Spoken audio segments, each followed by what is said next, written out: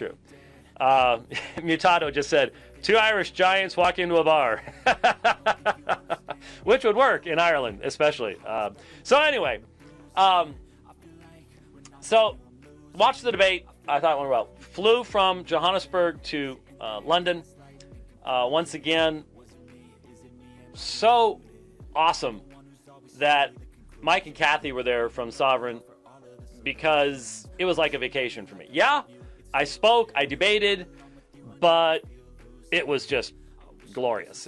I mean, to get to run around, right past the eye and cross the bridges and next to Big Ben, and we did 2 unbelievable broadcasts. I think the first one may have aired already. Maybe not. I didn't check. Sorry, I haven't had a chance to check yet, Justin. But the first debate was with John Sanders on open theism. He was a little more aggressive than he was in 2001.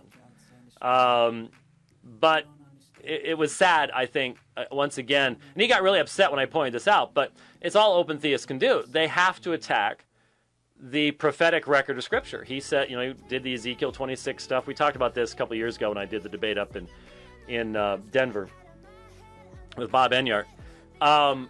But, basically, you've got to attack prophecy in the Bible if you're going to substantiate open theism. And he, again, affirmed, just like Bob Enyart did, that, yeah, Jesus could have been wrong in John 13. He might have been, got to leave that as a possibility.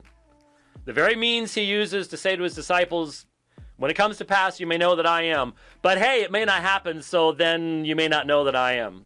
It's just, it seems pretty obvious to me. And then we did something I'd never heard on Unbelievable before. We did sort of a stump James White thing. He had 3 different people call in. He had set up these calls. And we ended up having these conversations. And then he and I had a conversation where we ended up disagreeing on some things. But it was lively, and it'll air at some time in the near future. I walked there and back again. Had fish and chips in a pub there. It wasn't bad, but just wasn't like it was in Belfast. And again, taking lots of pictures, walking past just tremendous historical things. It's just what London's all about. It's pretty amazing. But anyway, Friday night we had the debate at Kensington Temple, and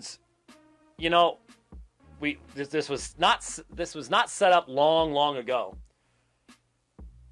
for something that was set up only a few weeks ago. The folks at Kensington Temple did a tremendous job. It was great. They were really kind to me. Jay Smith helped out a lot with the organization of the debate. They live streamed it, and the place was packed, just packed. I mean, there was excitement in the air. There was a overflow room downstairs. There were people sitting on the stairs. It just was a great venue, and it was great. It was really, really good. And Adnan and I ended up having lunch the next day at this restaurant called Tortillas at Trafalgar Square. Wasn't bad. It was sort of like what's the name of the Mexican place? Those of you in Florida, a couple other places, Georgia. There was one near the house where my daughter lived for a while in Georgia, where you go in, you go through a line, and they make it in front of you. It's mainly burritos and stuff like that. They have something called a home wrecker. I know Mike took me to one near his place in Tampa, and maybe somebody in Twitter will know, other than the guy who's saying immediately shouldn't be doing the debate we're doing next week. These folks can post all sorts of stuff. We shouldn't debate them. Just ignore those folks. But this place called Tortillas really wasn't bad. I got to admit, and the actual spicy sauce was actually spicy, which in London you've got to understand. Outside of Indian restaurants, spicy not a real common thing. So Adnan and I had lunch the next day, had a real nice conversation. I've contemplated doing a video talking about one of the things we talked about that I just decided to hold off on. We'll see about it. We'll see if I might do. But we had a great conversation. And Moe's. Yeah, Moe's. Moe's. So it's really like a Moe's, except it was called Tortillas, and it's right at Trafalgar Square, and which is amazing. Just the places you can just walk straight from there. Just everywhere you go, there's history. It's just all around you. It's amazing. But those of you who watched the debate, live streamed or watched it since then, saw this. Now, back in 2006, when I first debated Shabir Ali, I got into the habit, and it's a little bit difficult when you're traveling, of giving books and gifts to people, to Muslims, when debating. Well, I saw this book sitting on Adnan's table, and I wondered what it was. Well, he gets up in his opening statement. Well, before he starts the opening statement. And he presents me with this book. And it is a commentary on the New Testament. James Upton bought it in 1694, and it was published in 1689. And it's a paraphrase and annotations upon the New Testament by H. Hammond, D.D.